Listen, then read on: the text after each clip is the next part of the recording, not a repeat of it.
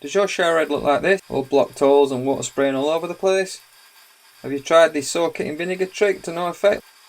And it's probably full of dirt or grit like mine was. That vinegar or other cleaners won't actually dissolve and needs disassembling to properly clean it out inside. So first thing we need to do is remove the shower head from the shower by unscrewing the head from the hose like so.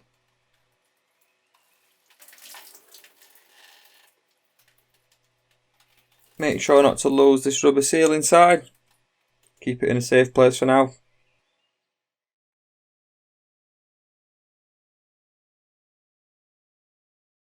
So today I'm going to show you how to disassemble the shower head to clean it out inside. This is a Mira shower head. I can't guarantee this will work for every type of shower head, but it worked for this one. Some shower heads you get a little screw in the middle there where you can unscrew it and take it apart. This one, like many, hasn't got a screw visible, so it's difficult to tell how to get it open. I managed to figure it out. So it's got the 3 adjustments for the different spray settings. You turn it and it just comes to a stop. But this time it can actually do, even though it comes to a stop. If it's wet it might be difficult, but you need to get a good grip. When it comes to the final stop, keep turning it. It's very tight as you can see, especially if it's wet. It will actually keep turning. Make sure you can feel that it is turning and nothing's breaking. Just keep turning it and see it's actually starting to unscrew.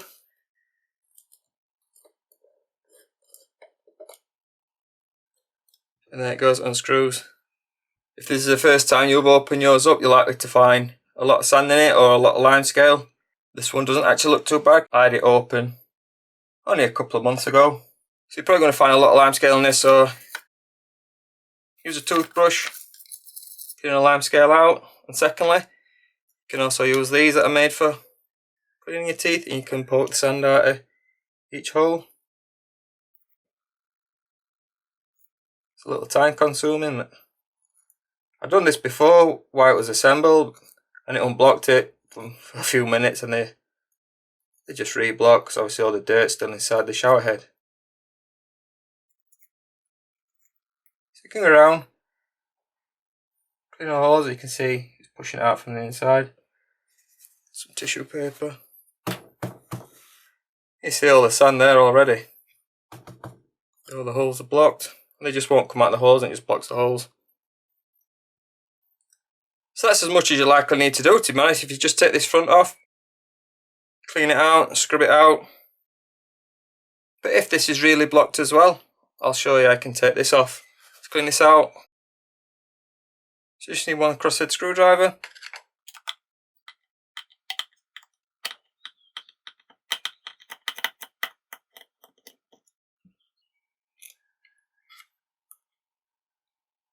And this just lifts off. And you can take all these pieces out to give it a good clean. I'll show you how to reassemble it all.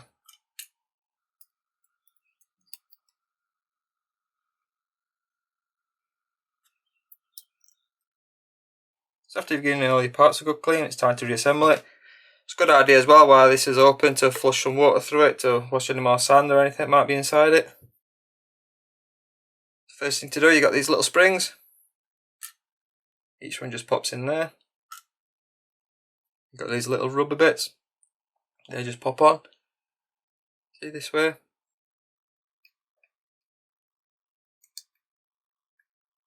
The second one. Just pop in like that.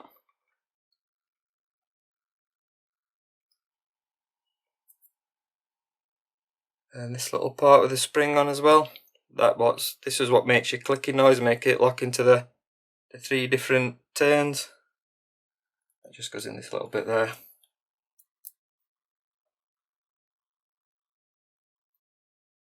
Like so.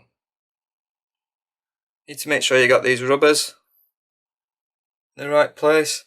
See this rubber sort of flat on this side, it's recessed on the other side. The recessed part goes onto this part and it sort of sits on this lip there.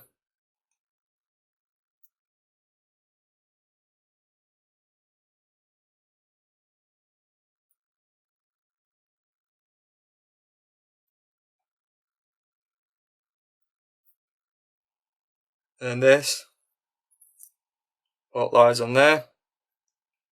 On the other side of this rubber sits on there. It might be a little bit sticky going on, especially if it's all dry, so a little tip, get some washing up liquid, put a little bit of washing up liquid on your finger and just put it on the rubber. It'll lubricate it, just for it to slide on.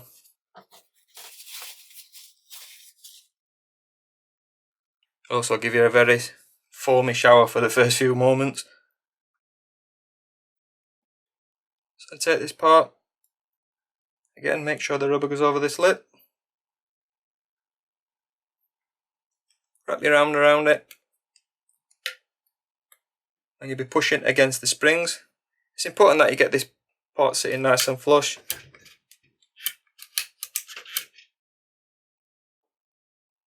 Because if this isn't sitting right, when you've reassembled it at the end, you'll find you get a lot of water all spraying out the edges. Push this in to compress the springs. See it's working right, and then use your wrap your arm around it to hold it down like that. You can use this plug here, put on the inside, and it locates the 3 pegs. Like so. I'll try and show you a close up.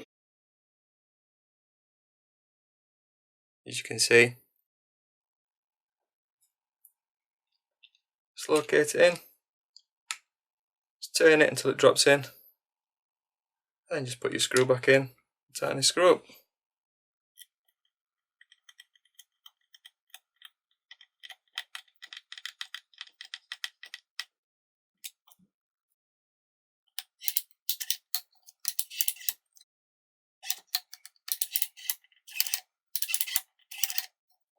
Okay, the clicker's working just fine.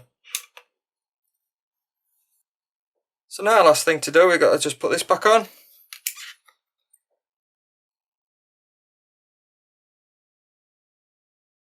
Your rubber seals might have come off.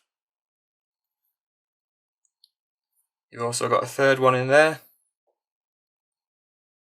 I'll show you where these go. So the large one just sits on this outer part here. Might be a bit hilly, it wants to pop back off. So it just wants to jump off, but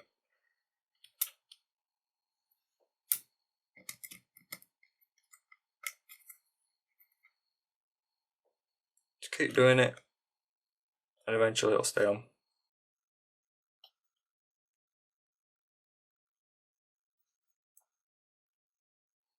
And then this one, I find it's actually easier to put it on this part rather than this part, because it sits on the inside here. Obviously you're not going to put it in like that, so you want to sit it on this ring here. You see it's stepped, and when it goes down to the first step,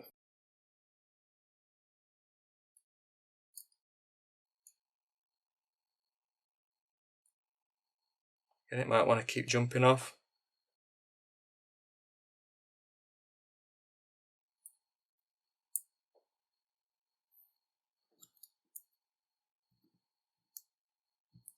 Keep jumping off, because as you put it on, you sort of roll it, and the twist that you put in it makes it want to roll straight back off. So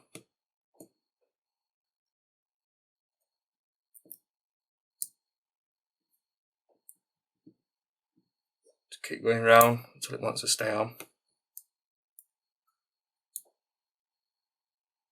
Like so. I don't know if you can see, but it's not all the way down. It's sort of sitting on the step.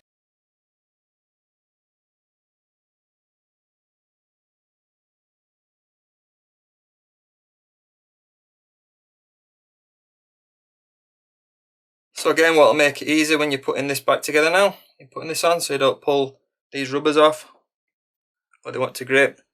Again, take a little bit of washing up liquid again on your finger. This isn't necessary, but it does make it a little bit easier, and just rub it on the rubber seal on the outside, and just lubricates it a little bit over the plastic. And again, for the other one, don't put too much on, because you won't be able to grip it when you come to put this next part back on, because all your hands will be too slippery. So just a little bit, just to lubricate the rubber. Put a little bit on that as well, because that will actually touch the other small seal inside.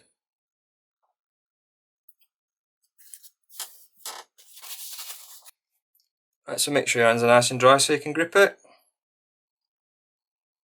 And just a case of screwing this back on gently.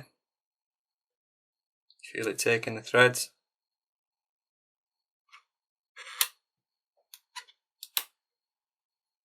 See, it's take the adjustment until the very end, and then you're just screwing it in. Then it's difficult. It's a little bit tight because obviously you're twisting against all the rubber seals. That's why we just lubricated them to make this a little bit easier.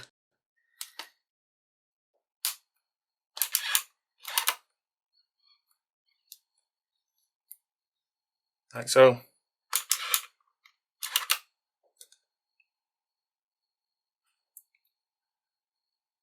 Okay.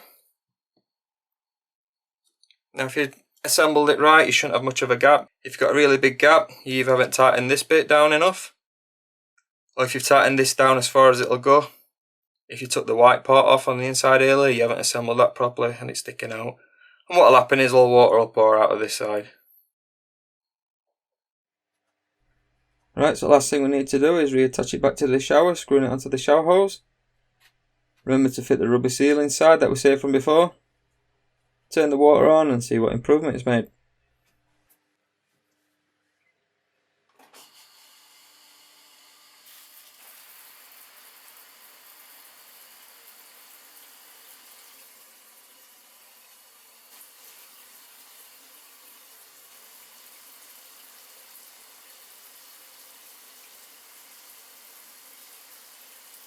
There's still a little water dripping out, but to be honest, that's due to parts inside being worn and damaged from all the grit inside, wearing away the parts when you turn the head for the different shower settings.